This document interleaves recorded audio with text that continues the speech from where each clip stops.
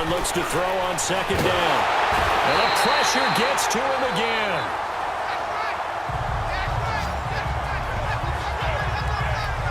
But someone came to play today. Oh, there's no doubt about it. We heard about it all week, didn't we? Especially when we visited practice. He thought he had a good matchup in front of him, and he's taking full advantage right now. On third and long, it's Allen. And he'll be hit as he releases it, and that'll fall incomplete.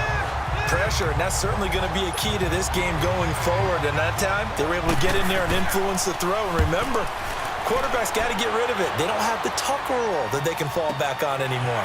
And taken right at the 35.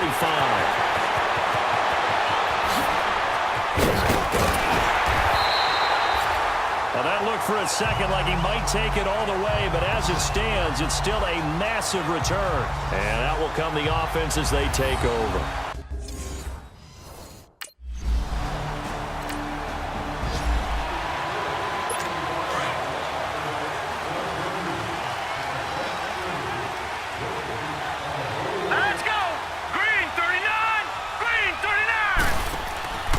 So they fake the handoff. Now Allen. It's complete to his tight end, Charles Clay. And they're able to get this one across the 35. Give him 13 yards on the opening play of the drive and also give him a first down. So much goes into a successful play, doesn't it? How about that play action there? Freezing the defense just enough to bring the tight end free downfield for the completion. Allen now on first down. He's got his running back, LaShawn McCoy. And he'll be out of bounds just shy of the 40. And a nice gain of 21 yards. Back-to-back good plays have him on the move on first down. Hurry up, here we go. Green, 39. On first down, Allen. He rifles one that's intercepted. Picked off by the linebacker, Eric Kendricks.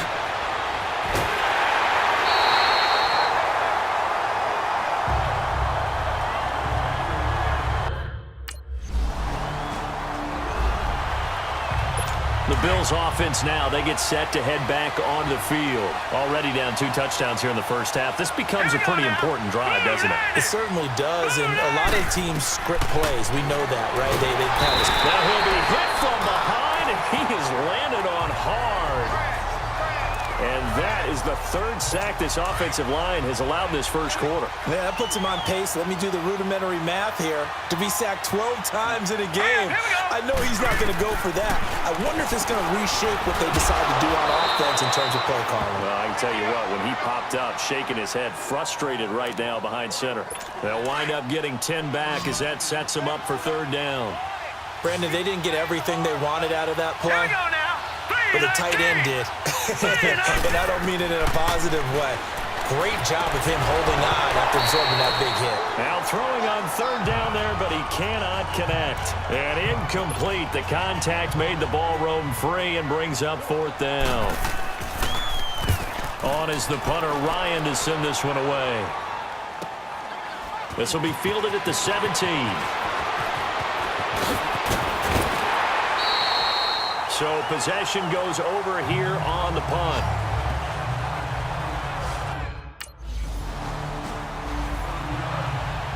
The Bills offense coming out, ready to take over and hoping to do better than they did their last possession when they punted the football. Appeal to the vanity of your offensive line. Tell them that they control your fate.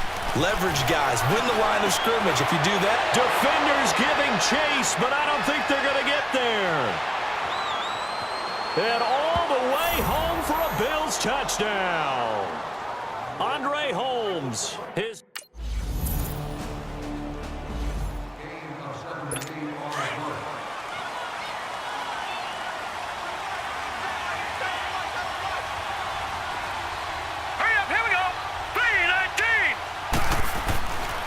Here's the now 30-year-old running back, LaShawn McCoy. He'll get about 3 as he's taken down at the 23. What's the old expression, 3 yards in a cloud of dust? In this case, it's dust-covered pellets. It's no longer that old grass that we used to play on, right, and chew it up. Now, we've got the artificial surface. You see the pellets go up. Still a nice play by the defense. That'll be a loss of a yard, and it leads to a 3rd down. One of my favorite safeties in the league is Harrison Smith. His ability to support in the run game, as we just saw there, that's key, but also can cover deep as well. The Vikings after him, and they get there for the sack. And they're picking up right where they left off with the shutout that they pitched last week. A huge part of that, this pass rush. They know how to get after people. Offensively, good luck finding some answers right now. And taken right on the 30. A good return there, call it 13 yards. And the Vikings will take over here, 1st and 10. The Bills getting set to go. And on the last go-around, they really couldn't get anything going. They had to punt from deep inside their own territory, which means you're going to lose the field position battle as a general rule. What they're looking for now is a little more consistency, move the ball at least a few times on offense, get a couple of first downs, and hopefully flip the field. You know, just something to build off of. That's what they're looking for here. Now Allen. Allen hit. He lost the football.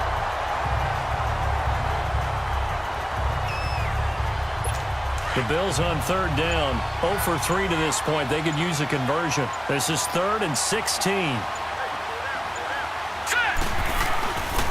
A give to McCoy. And he's going to lose yardage here. Back to his own 18. That'll make it 4th down after a loss of 1. And Anthony Barr just has it all as far as I'm concerned in terms of physique, athletic ability, and now he's versatile as well. When he came out of UCLA, he played outside linebacker, but also down defensive end. The Vikings can utilize the same sort of skills.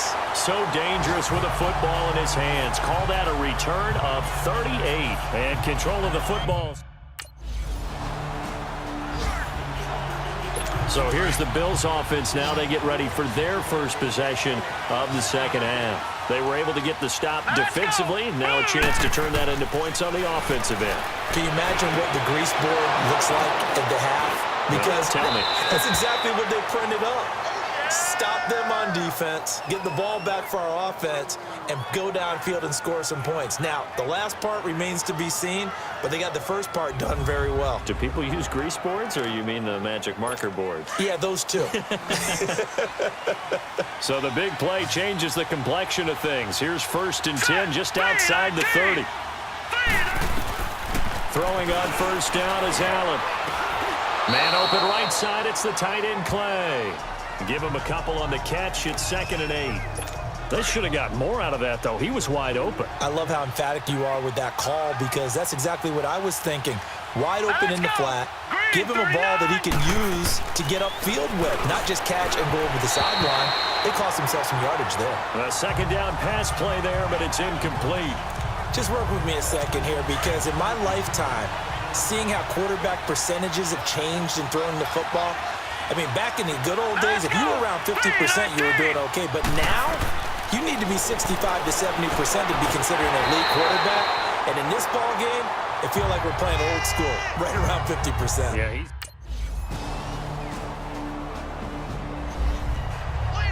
Back onto the field now comes the Bills offense. And tough to win games if you're going field goal, field goal, field goal here. They got field goal last time. Now they'll be looking for a touchdown. They're looking for the big chunk now because, as you noted, the field goal way of doing it makes it that much harder and puts more pressure on every possession for you now. Go ahead and get 6 and feel a lot more comfortable about the position they're in. Bigger chunks. We'll see if they can get the score. 2nd and 6, just inside the 30. On 2nd down, here's Allen. Wide open receiver complete. And he'll be taken down, but not before they work it across midfield. I know I spent a lot of time talking about how tight ends in a lot of cases now are pumped up wide receivers, but they're still big people. He used that frame right there to absorb a really big hit on him and held on to the ball. He couldn't quite hold it. Got hit. Ball pops out. Incomplete. We have not seen a whole lot of wide-open receivers. Everything seemingly has been contested. And that's another nice job there to force an incompletion. They've been very cohesive. knowing each other's... Pressure coming from the Vikings, and they get there and bring him down. Well, for last week's performance, which was so good, he was named NFC Defensive Player of the Week. He got a lot of praise, and understandably so, from national media. Looking pretty good on that play, too. And I love what he told us this week. Under pressure again, and down he goes again. Looks like another empty possession here, partner. And I don't think, with 3 scores down in the third quarter, they can truly afford any more the rest of the way. No, especially the way their offense is sputtering. I think you're exactly right. They got to find some answers quickly. And now running right through it.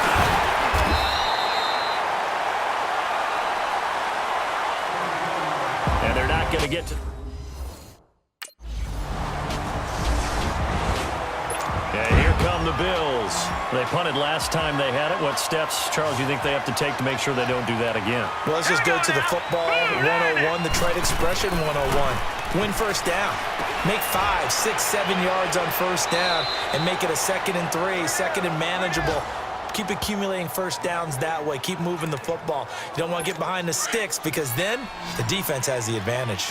Decent start to the drive, but let's face it, they need a lot of things to go right in a short amount of time down 3 scores. Yeah, they're going to run their 2-minute offense here in this game, but this is for future games. Can they get better and be ready for the next time, hopefully with a chance to win? And now a throw on first down there, but it's incomplete. Let's face it, perfection is something we all chase, whether it's playing this game or whatever we do. Here we go. Hard to attain, but that's what they were searching for as that pass goes incomplete. Curley's got it, complete. And they bring him to the ground just shy of midfield. 10 yards, good enough for a Buffalo first down. Never make the mistake that the slot receivers, especially the little guys like we're watching here, are just quicker than fast. A lot of them combine quickness and speed, and they catch a lot of footballs, as we just saw there.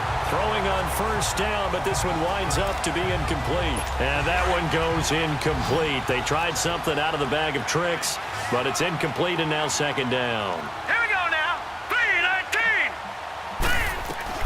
Allen will try again on 2nd down. Throwing over the middle, and it's incomplete. He was looking for Charles Clay as tight end. 3rd down here. Well, not to get too overcritical there because he knows what he's doing, but his shoulders looked a little off kilter there when he threw that. Here we go. I don't think you're being overly critical there. You're just analyzing it. And they drop him for a loss, but penalty markers are on the field. Let's see about the call. Offside. Defense. And that one was relatively easy to see. I noticed that from up here.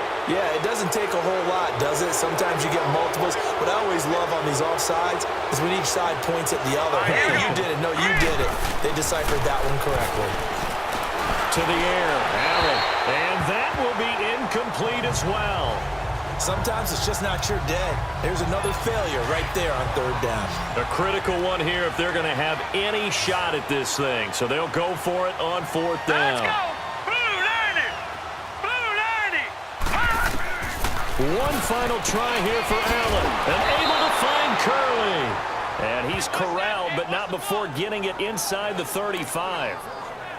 No reason not to try it there, and they do indeed convert on 4th. From the 34 now, here's 1st and 10. Here we go now. Green 39. Green. Here's Allen on 1st and 10. Toward the center of the field, but it's incomplete. Zay Jones was the intended receiver. And now it's 2nd down. One thing I have learned, receivers don't mind high throws so much to the sideline, but do that over the middle to them, and not only the DB's going to throw a little verbal trash their way, when they get back to the huddle, they got a few words to say to their QB, aren't they? Yeah, hung out to dry a little bit there on the high throw. Luckily fell incomplete. It's a gain of 5 on the play, and all of a sudden here, it's 3rd down. Here we go. 3-19. 3-19. Again, they'll throw with Allen. And he'll take it into the end zone for a Buffalo touchdown. Jeremy Curley, his...